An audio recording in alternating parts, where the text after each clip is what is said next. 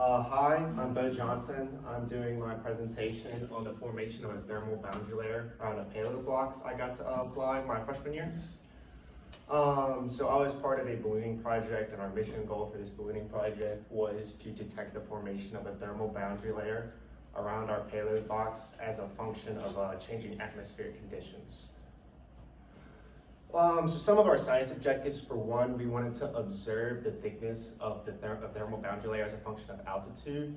And then we wanted to compare our observed boundary layer thickness to a theoretical measured value that we calculate pre-flight.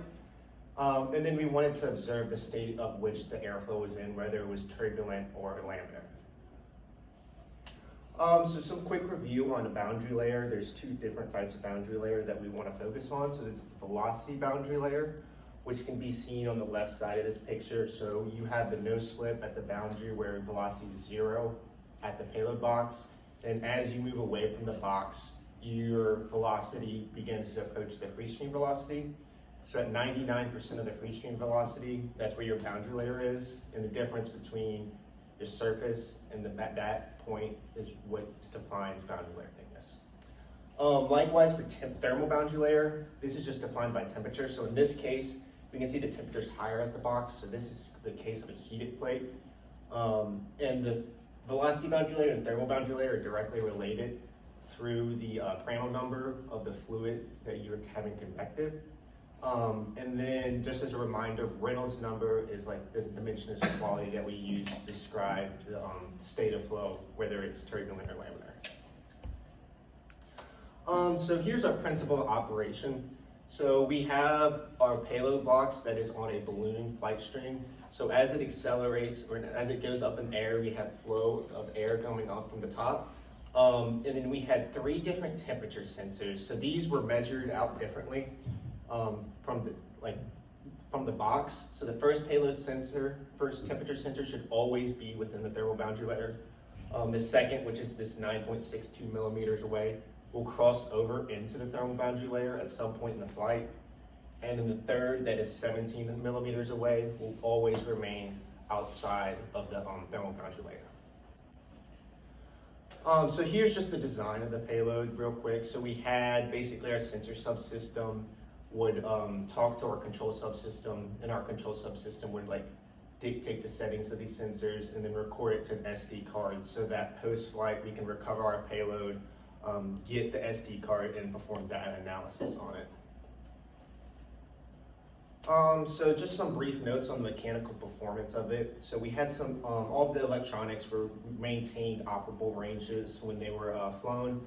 However, the apparatus that actually secured the temperature sensors that I described earlier, 3 temperature sensors that were measuring the thermal boundary layer, they weren't able to maintain the same distance pre and post launch. So basically what happened, you can kind of see here, they kind of just became loose. We tried to use a thermal tape, and the adhesive on this wasn't very strong. So it kind of just popped off mid-flight, because especially as you travel through the troposphere, it can kind of get very turbulent and the box can get shaky. And it's also possible that this happened on landing too, because once you land, it also can get pretty turbulent and shaky. But here is a plot of our actual thermal boundary layer that we calculate throughout the flight. So this little drop off is just to where we switched our pressure from the low gain to high gain. And overall, the thermal boundary layer thickness was a little thinner than expected, than our pre-calculated values. And the other thing to note is that it's also about 25,000 meters is where we see the second temperature sensor cross into the thermal boundary layer. You can also kind of see it's an exponential type behavior. So here's the temperature of the ascent. So in blue is the surface temperature, so that's the one closest, the middle temperature, and then the outer temperature. So you can see they are distinguished from one another. And then here's just the temperature difference. So as you can see, it starts off pretty close to each other, but at about 25,000 feet, it's not like there's a strict jump through.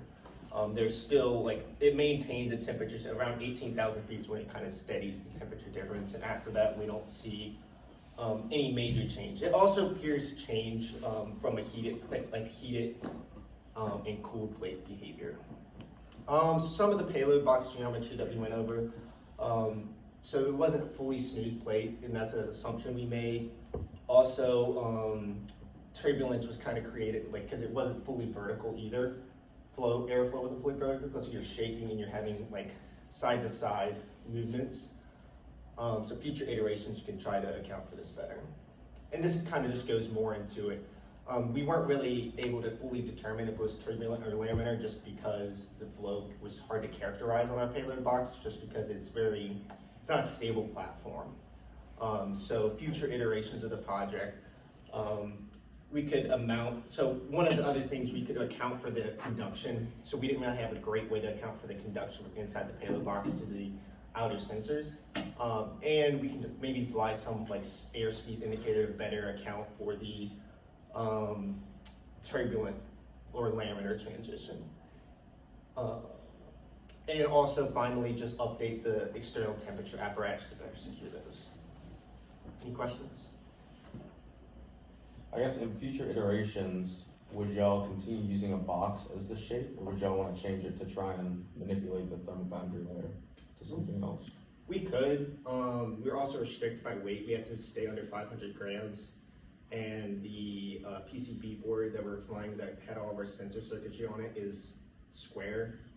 So just with those two accounting, like you're kind of limited to your payload box shape too. It would be possible to make other shapes though, or maybe change your PCB, but within this project you were prescribed, it was kind of like it was like a prescribed design. You had a base that you start off and then you could build off.